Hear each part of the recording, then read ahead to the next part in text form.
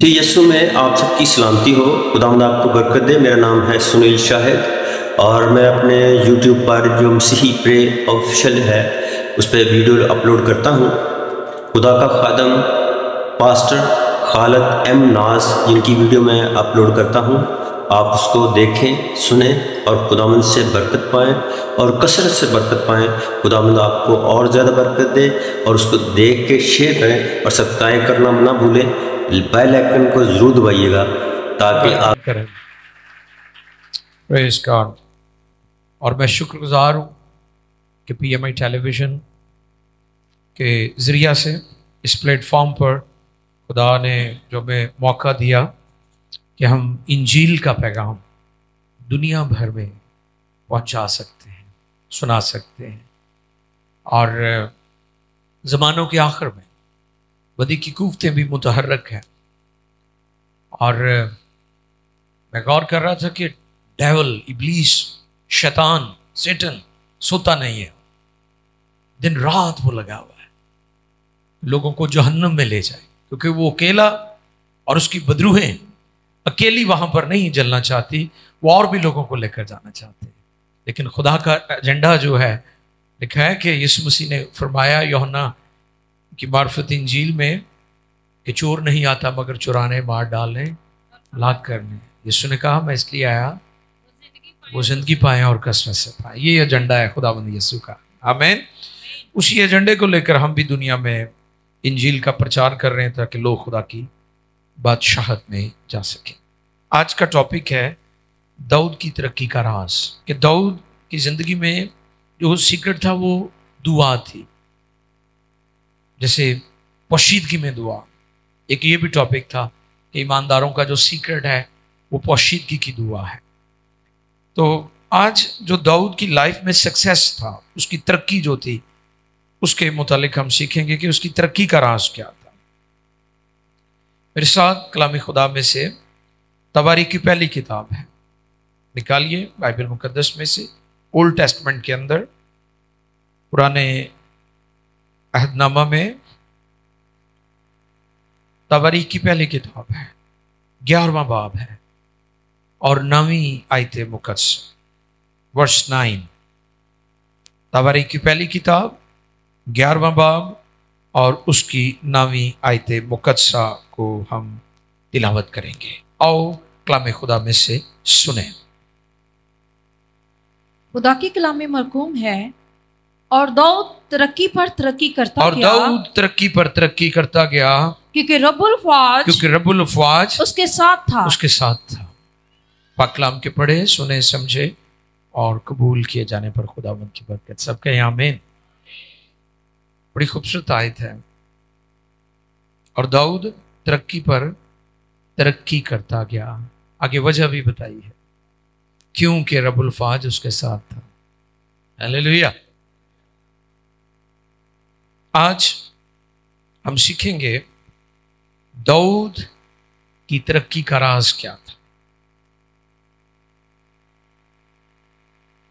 दाऊद की तरक्की का राज ये नहीं था कि मौसीकार बड़ा अच्छा था,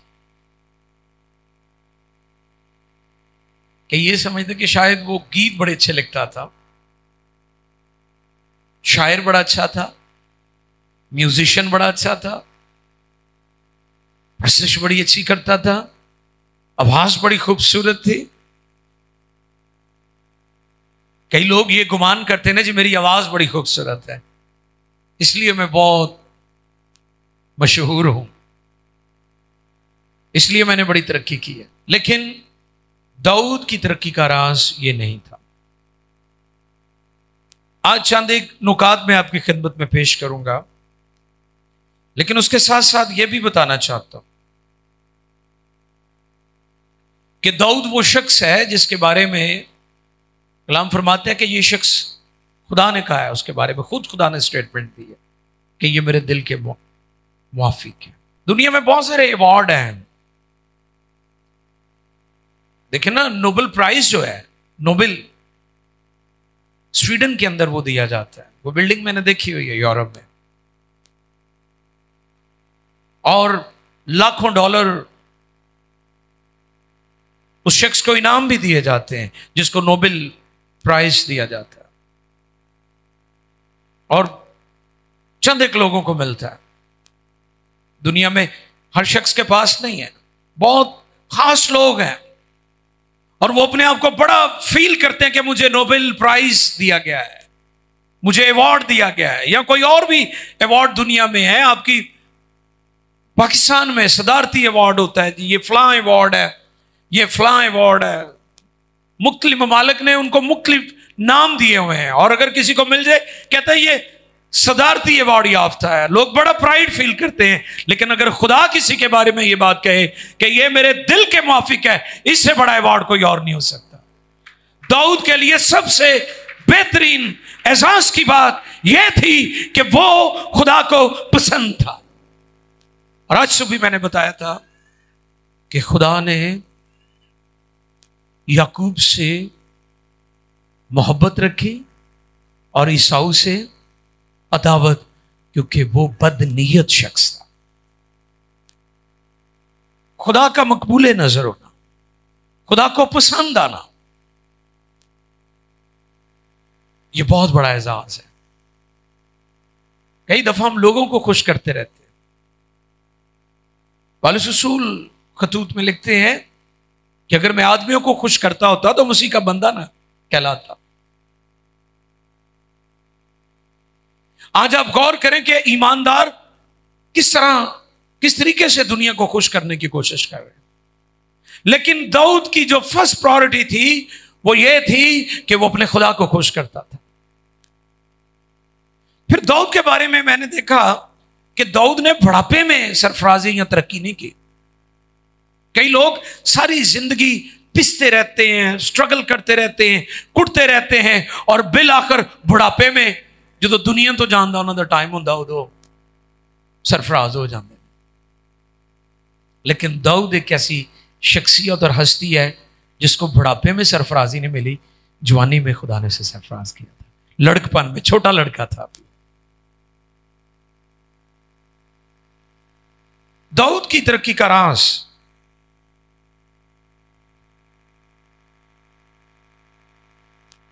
इसलिए वो तरक्की नहीं कर गया कि वो शायर, मौसीकार, परस्तार या जंगजू था, लड़ाका भी था ना, वॉरियर था। वो जाती जूलियत को मारा था उसने। ये नहीं था। दाऊद का जो सीक्रेट था वो खुदा के कदमों में बैठने वाला शख्स था, उसके कदमों में रहता था। आगे चलकर हम सीखेंगे कि दाऊद की हार्ट डिजायर क्या थी, दाऊद क्या मांगता था खुदा के हुजूर। हम क्या मांग रहे ये भी हम गौर करेंगे। आज का ईमानदार क्या मांग रहा है इस पर भी हम गौर करेंगे।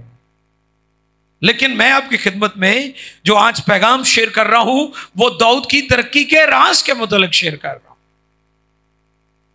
और मैंने पहले भी बताया था कि बाइबल का सबसे मशहूर आदमी दाऊद है।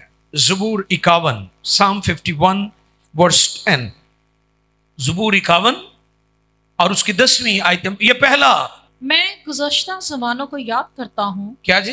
दाऊद क्या कहते हैं? मैं गुज़श्ता ज़मानों को याद करता हूँ, मैं तेरे सब कामों पर गौर करता हूँ। वाह! मैं तेरे सब कामों पर गौर करता हूँ और तेरी दस्तकारी पर ध्यान करता हूँ। बहुत शुक्रिया। मैं तेरे सब कामों पर गौर करता हूं। यानी वो खुदा की मेहरबानियों को भूलता नहीं है, खुदा के कामों को भूल नहीं जाता। आज कितने लोग हैं, कितनी जल्दी आप भूल जाते। बनी इस्राइल भी ऐसे ही करते थे, फौरन ही भूल जाते सन कि खुदा ने की उन्होंने नल की था। उसकी कामयाबी का राज यह है कि खुदा ने जो कुछ उसकी जिंदगी में किया वो उसे भूलता नहीं था, उसे याद रखता था कि खुदा ने मुझे कहां से उठाया। हम तो भूल जाते हैं ना, मैं कहां से उठाया। पैदल, साइकिल, मोटरसाइकिल, कार, बहुत जल्द लोग भूल जाते हैं। मैं तो पैदल भी सा। मुझे याद है जब मैंने पहली गाड़ी ली तो हमारे एक अजीज हैं, उन्होंने मुझे कहा कि भाई जी हुण तुसीं गड्डी ते आ गए हो ते पैदल चलने वाले का थोड़ा ख्याल रखियो। मुझे अच्छी लगी बात उनकी, क्योंकि देखा है ना कि जब को गड्डी आ जाए जनाब गड्डी धूड़ा पुटदा है, पे नहीं वेखदा भी कोई बेचारा कपड़े पा के निकले है, पैदल जा रहा है। हम बहुत जल्द भूल जाते हैं कि खुदा ने हमें कहां से उठाया था, और बहुत जल्द हम खुदा की मेहरबानियों को भूल कर खुदा को नाराज करते हैं। माजी की फतवाहत को वो याद करता था। हमें याद रखना है कि खुदा ने हमें कहां से उठाया। निजात का वक्त भी याद रखें। लिखा है कि हम कोई कौम ना थे, हमारी कोई पहचान ना थी, हम तो अपने कामों के सबब से दिल से दुश्मन और नफरत के लायक थे। क्यों भूल गए कि उसने हमें अपनी मेज पर बुलाया है, बिठाया है, खानदान में शामिल किया है। निजात के वक्त को याद करें। हम बहुत जल्द भूल जाते हैं। खुदा के कामों को याद रखें, बगैर सोचे समझे खुदा के बड़े और अजीब कामों को बहुत जल्द भूल जाते हैं। फिर दाऊद का चौथा सीक्रेट,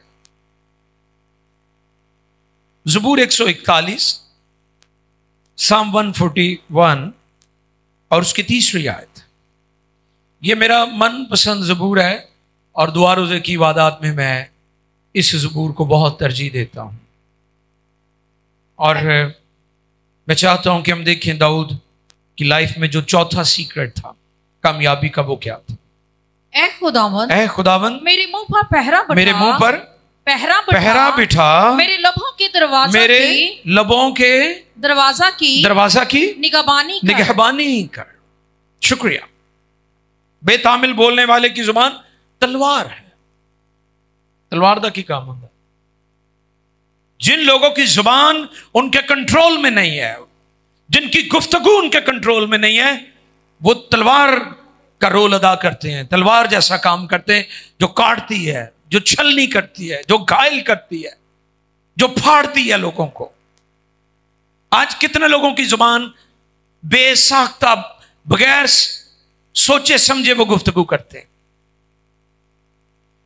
आप देख लें, अपनी जिंदगी पर गौर कर लें, अपने इर्द गिर्द आप देखें क्या कुछ हो रहा है जुबान की वजह से। वो कहते हैं मेरे होंठों पर पहरा बिठा दे, कलाम का पहरा। कलाम निगहबान है। अगर कलाम की रोशनी में बोलेंगे तो कभी गलत नहीं बोलेंगे आप। अब कलाम की रोशनी में गुफ्तगू करेंगे, कभी तकब्बुर की बातें नहीं करेंगे आप, क्योंकि आपके होंठों पर पहरा बैठा हुआ है। कलाम ने कंट्रोल किया हुआ है आपको। कलाम से नावाकिफ होकर बेसाख्ता और आप बेलगाम हो जाते हैं और अजीब अजीब गुफ्तगू करते हैं। वल्गर टॉक, बेहुदा मजाक, बेहुदा ड्रामे, लोग मजे ले लेकर उसको सुनते हैं और देखते हैं, और वो फिर आपके कानों के जरिए से आपकी जिंदगी में, आप ज़हन में, दिल में उतर जाती हैं चीजें, फिर वो ऐसा ऐसा निकलती हैं। दाऊद जो चीजें मांग रहा है वो हम नहीं मांगते, इसलिए हम कामयाब नहीं हैं। हमने क्या पढ़ी थी मरकजी आयत? तवारीख की पहली किताब 11वें बाब की 9वीं आयत में लिखा है, और दाऊद तरक्की पर तरक्की करता गया। आमीन। दाऊद तरक्की पर तरक्की करता गया। ये जो तरक्की पर तरक्की है, इन बातों से होगी जो दाऊद ने अपनाई हुई थी। तो सीधे सिर्फ ये कहते ना बरबत बजांदा सी, उसकी बाकी बातों पर भी गौर करें कि जी पता नहीं वो बरबत की वजह से खुदा को पसंद आ गया। दाऊद इन बातों की वजह से खुदा को पसंद आया। दाऊद क्या मांग रहे हैं, हम क्या मांग रहे हैं, हम किस डायरेक्शन में जा रहे हैं, दाऊद की जिंदगी से सीखें, क्योंकि आज के ईमानदार को जरा समझ नहीं आ रही। प्रॉस्पेरिटी गॉस्पेल के बारे में भी मैंने बताया था। प्रॉस्पेरिटी प्रीचर, प्रॉस्पेरिटी प्रीचिंग, ये एंटी चर्च भी और एंटी क्राइस्ट भी है कि जो मर्जी करो खुदा तानू प्यार करदा। That's right. God loves sinner but he hates sin. गुनहगारों से उसे मोहब्बत है लेकिन गुनाह से वो नफरत कर। और फिर जब हम उसकी जिंदगी का 5वां और आज के पैगाम में जो आखिरी नुक्ता है उसके सक्सेस का वो देखते हैं तो वो ज़बूर 62 में है, साम 62 और उसकी 8वीं आयते मुकद्दसा। ऐ लोगो हर वक्त उस पर तवक्कल करो। हाँ, ये नहीं लिखा कि ऐ लोगो कभी कभी उस पर तवक्कल करो। क्या लिखा है? ऐ लोगो हर वक्त उस पर तवक्कल करो। अपने दिल का हाल उसके सामने खोल दो। खुदा हमारी पनाहगाह है। ये था सीक्रेट उसकी कामयाबी का कि वो हर वक्त खुदा पर तवक्कल करता था, हर बात में, हर एक स्टेप पर लाइफ में दाऊद खुदा पर तवक्कल करता था। एक और हवाला हम देख सकते हैं, लेकिन इस बात को हमेशा याद रखने की जरूरत है। ज़बूर 27 और उसकी 4थी आयत पढ़िएगा जी जरा। दाऊद की ख्वाहिश क्या थी, क्या सोचता था, क्या मांगता था वो खुदा से? मैंने खुदावन से एक दरख्वास्त की है। कितनी दरख्वास्त की थी? एक। फिर पढ़ो जी। मैंने खुदावन से एक दरख्वास्त की है। वो फिर मुझे शेर याद आ गया, हजारों ख्वाहिशें। गालिब का है ये, गालिब के अंदर हजारों ख्वाहिशां ने, लेकिन दाऊद गालिब वर्गा शायर नहीं सी, उदी कोई ख्वाहिश सी है। मैं गौर कर रहा था कि दाऊद गालिब जैसा शायर नहीं था जिसकी हजारों ख्वाहिशें थी। दाऊद की एक ही ख्वाहिश है और वो फर्क ख्वाहिश है। जो दुनिया की ख्वाहिशें हैं वो दाऊद की ख्वाहिश नहीं है। वो क्या ख्वाहिश है जी? मैंने खुदावन से एक दरख्वास्त की। मैं इसी का तालिब रहूंगा कि मैं उम्र भर खुदावन के घर में रहूं। वाह, खुदावन के घर में रहूं ताकि खुदावन के जमाल को देखूं। खुदावन के जमाल को देखूं और उसकी हैकल में इस्तग़फ़ार किया करूं। हाँ,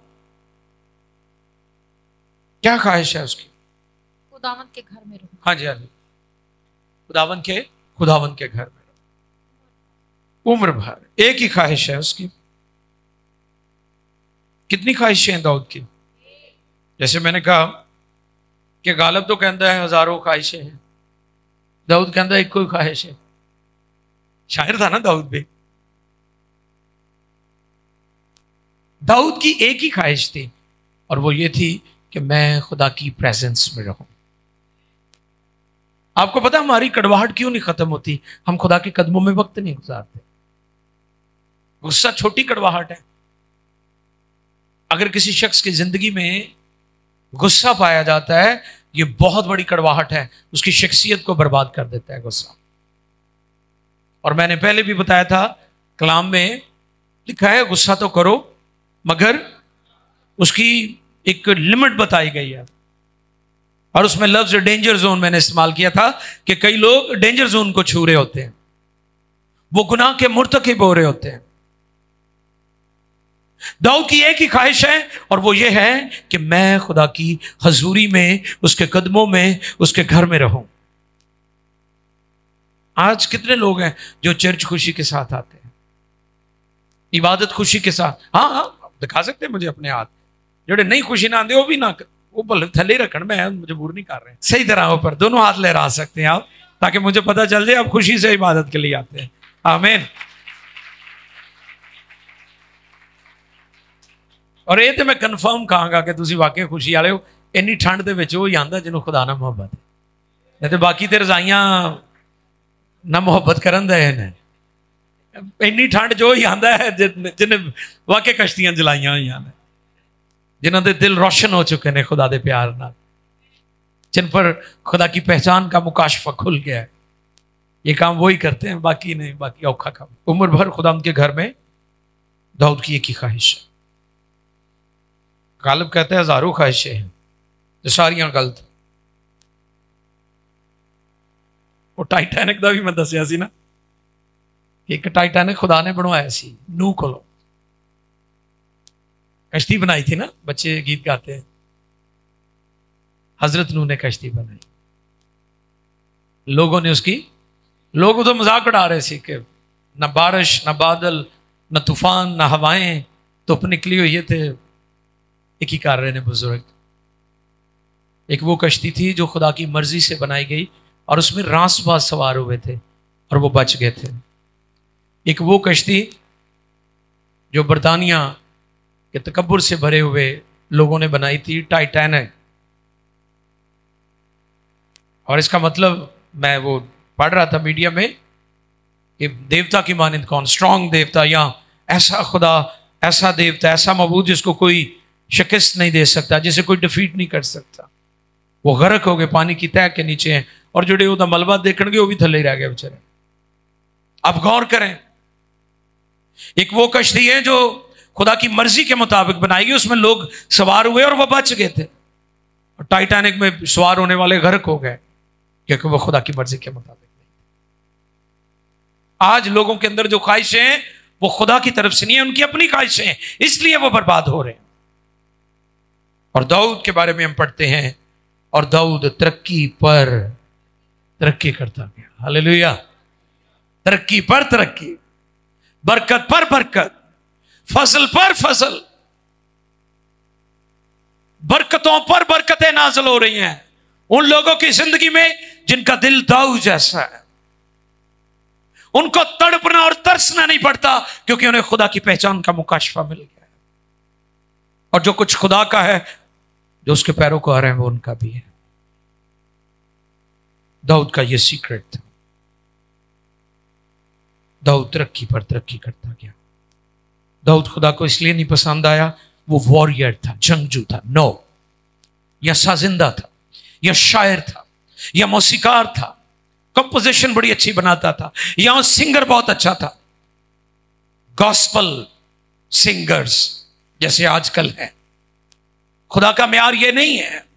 खुदा दिल पर निगाह करता है। दाऊद इसलिए खुदा को पसंद था क्योंकि दाऊद, उसके कदमों में रहना उसे अच्छा लगता था, उसकी हजूरी में रहना। यह दाऊद का सीक्रेट है। मैं आपके सामने यह सवाल रखना चाहता हूं कि क्या दाऊद का सीक्रेट आपका भी सीक्रेट है? ये राज आपको भी मिल गया है? वो कहता है, खुदा मेरे अंदर पाक दिल पैदा कर। अपने आप से सवाल करें। वो कहता है, खुदा मैं तेरी मर्जी में चलना चाहता हूं। हालेलुया। वो कहता है, खुदा मैं तेरी मर्जी पर चलना चाहता हूं। वो कहता है कि मैं खुदा के अजीब कामों पर गौर करूंगा, माजी की फतूहात। वो भूलता नहीं है खुदा की नेकियों को। हम भूल जाते हैं, बेवफाई कर जाते हैं। हम भूल जाते हैं खुदा ने मैं कहां से उठाया था। फिर वो कहता है, खुदा मेरे मुंह पर पहरा बिठा दे, यानी मेरे होंठों पर, मेरी जुबान पर। फिर वो कहता है, मैं हर वक्त खुदा पर तवक्कल करूंगा। आंधियों में, तूफानों में, मुश्किलात में, बहरानों में मैं खुदा पर तवक्कल करूंगा। मैं इंसानों, बशर पर, आदमियों पर, दौलत पर, शोहरत पर, इज्जत पर, अपनी एजुकेशन पर, अपनी खूबसूरती पर नहीं, खुदा पर तवक्कल करूंगा, खुदा पर भरोसा करूंगा।